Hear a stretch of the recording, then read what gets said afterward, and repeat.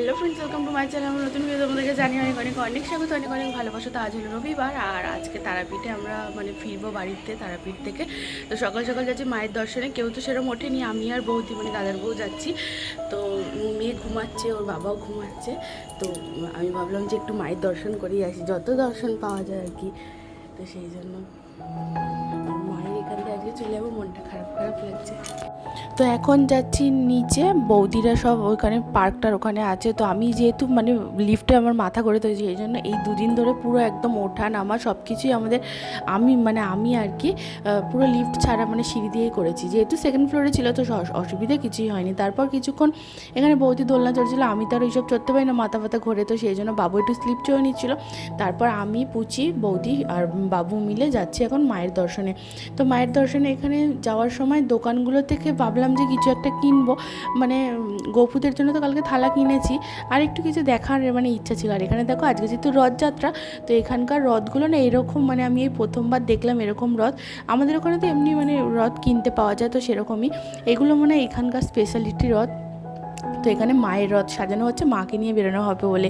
মা তো আজকে থাকার খুব ইচ্ছা ছিল, কিন্তু আর হবে না, যেহেতু আমাদের আজকে পর্যন্তই বুক করা, তো সেই জন্য। আর মাকে রথে করে নিয়ে বেরোবে, তো এই দিনটা খুব ইচ্ছা আমার। তো আগেও ইচ্ছা ছিল এরকম দিন দেখার, যেহেতু মায়ের দর্শন পাওয়া যায় না। দেখো আমরা এতক্ষণ ধরে দাঁড়িয়ে আছি, মায়ের দর্শন মিললই না। তো অবশেষে তারপর ফিরে আসবো, যেহেতু মেয়ে ঘরে আছে, মেয়ে উঠে পড়েছে।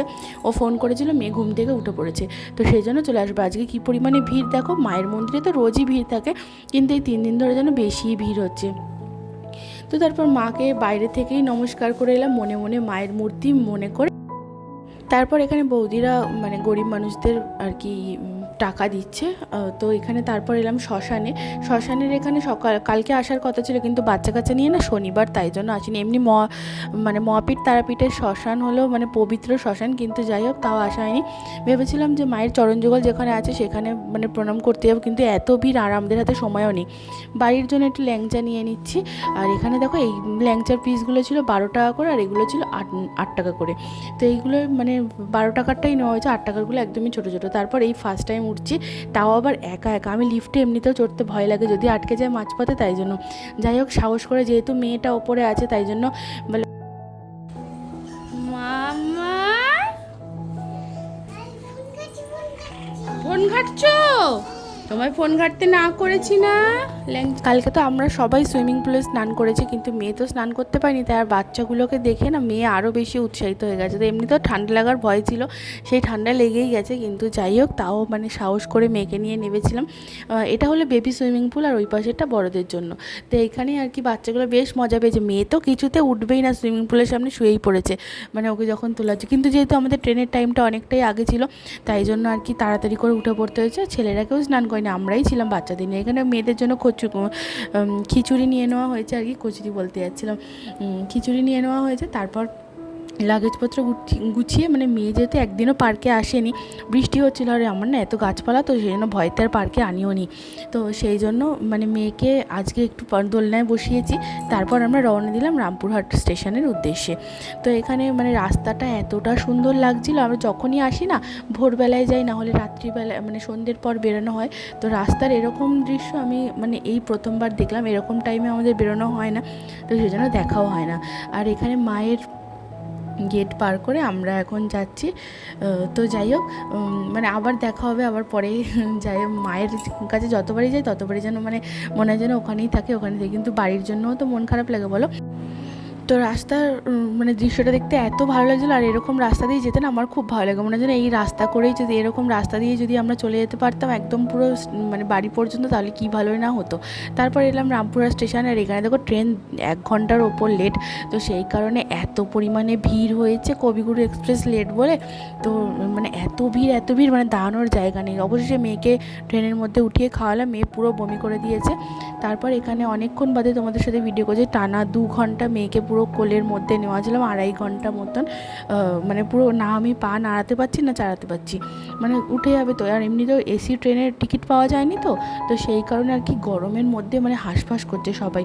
3টে বাচ্চা তো বেশি করে, আমরা তো বড়রা যেভাবে খুশি যাওয়া যায়। তো সেই জন্য। আর এখানে দেখো ওই দিকে মেয়েকে মানে আমাদের টিকিটগুলোও হয়েছে উল্টো পাল্টা দিকে, তো ওই দিকে মেয়েকে নিয়ে গেছে আর আমি এখানে কিছুক্ষণ বসে রয়েছি। আর আমার পুরো গায়ে পুরো বমি ভর্তি, মেয়ে বমি করে দিয়েছিল। তারপরে এখানে দেখো একজন এখানে জিমন্যাস্টিক দেখাচ্ছে, তো উনি বেশ মানে ভালো খেলা দেখাচ্ছিল এখানে। তো এমনি ভিক্ষা করার থেকে না আমার মনে হয় কিছু একটা নিজের কলা শিল্পকলা দেখিয়ে মানে টাকা রোজগার করাটা মানে শ্রেয়। তারপর এখানে বাড়ি চলে এলাম। বাড়িতে এসে আমি তো ঘরে চলে এসেছি, আমার যেহেতু অনেক কাজ, আর এখন ঘর বাড়ি পুরো একদম অগোছালো হয়ে রয়েছে। আর মেয়ে আজকে যেহেতু রথ, তাই জন্য বোনরা তো রথ নিয়ে বেরিয়েছিল, আমরা যেহেতু চলে এসেছি সন্ধ্যের সময়, আরও আগে আসার কথা ছিল, ট্রেন লেট বলে লেট হয়ে গেছে। তো মেয়েকে তাড়াতাড়ি করে পিসি নিয়ে গেল, নিয়ে গিয়ে একটু রথ টানিয়ে আনলো আর কি। মেয়ে তো এত পরিমাণে খুশি হয়েছে, তো তাই জন্য মানে ওরা দৌড়াদৌড়ি করে বেড়াচ্ছে, মানে রথ নিয়ে, রথ চালাবে কি, রথ নিয়ে নাকি দৌড়াচ্ছিল। কিন্তু আমি আর দেখতে পারিনি, তো যাই হোক উল্টো রথে দেখবো, মানে সামনে দিয়ে আমি আমার জন্য তাই ভিডিও করেছে, তাই সেটাই তোমাদের সাথে শেয়ার করলাম। মানে পিসি ওরা বোনরা সবাই মিলে মেয়েকে আর কি নিয়ে একটু, রথের দিন তো ওর রথ ও না চালালে হয়, তো সেই জন্য জোর করেই নিয়ে গেছে। আর ওর শরীরে এনার্জিও আছে বাবা, আমার তো একদমই ভালো লাগছে না। আমি মনে হচ্ছিলো কি আমি যদি চোখ বন্ধ করে ঘুমাতে পারতাম তাহলে আমার শান্তি হতো।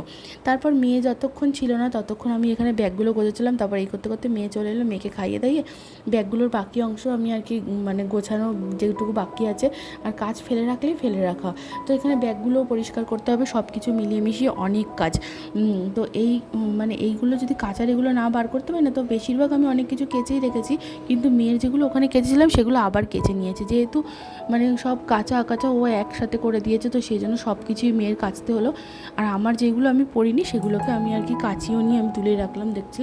আর আমি একদিকে ব্যাগগুলোকে মানে খালি করছি, আর ও আর একদিকে জামা কাপড়গুলোকে নিয়ে খাটের উপরে জড়ো করছে, মানে সব দিক দিয়ে আর কি অগোছালো করে দিয়েছে। মা যেহেতু তরকারি দেবে, তো সেই কারণে আর কি রান্নাবান্নার কোনো ঝামেলা নেই। আর ভেবেছিলাম রুটি কিনে আনবো, কিন্তু রুটিটা আর কিনলাম না, যেহেতু আজকে আমাদের ভাত খাওয়া হয়নি সারাদিনে, তো সেই কারণে মানে রুটিটা কিনলাম না, ওকে বললাম ভাতই মানে করে নিই। তো ভাত করতে তো আর কোনো ঝামেলা নেই, চালটা আমি ভিজিয়ে রেখেছি, একটু পরে বসিয়ে দেবো। আর শরীর একদমই চলছে না, মেয়ে না থাকলে আমি এতক্ষণে হয়তো শুয়ে বসে থাকতাম, এইসব কিছু করতামই না, কিন্তু মেয়ে যেহেতু রয়েছে তাই জন্য ঘুমাতে তো পারবো না, তাই জন্যই এইসব করে বেড়াচ্ছি আর কি।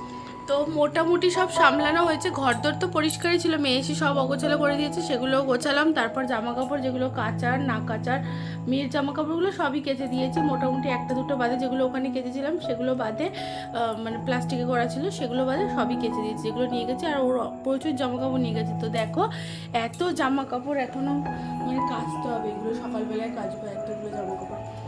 তো ওখানে কেচেছিলাম জামা কাপড়, তো সেগুলোই শুধু কাচিনি। আর এখন বাজে 10টা, মেয়েকে খাওয়ানো হয়নি এখনও পর্যন্ত, মেয়ে খেতে চাইছে না কেন কি জানি, শরীরটা খারাপ, আর এমনি তো হাঁচি কাশি হচ্ছে। তো আজকের মতো ভিডিওটা আমি এখানেই শেষ করছি। ভিডিওটা ছোট্ট করে অংশ যদি তোমাদের ভালো লেগে থাকে তো প্লিজ লাইক করো। আজকের মতন টাটা বন্ধুরা, সবাই খুব ভালো থেকো, সুস্থ থেকো।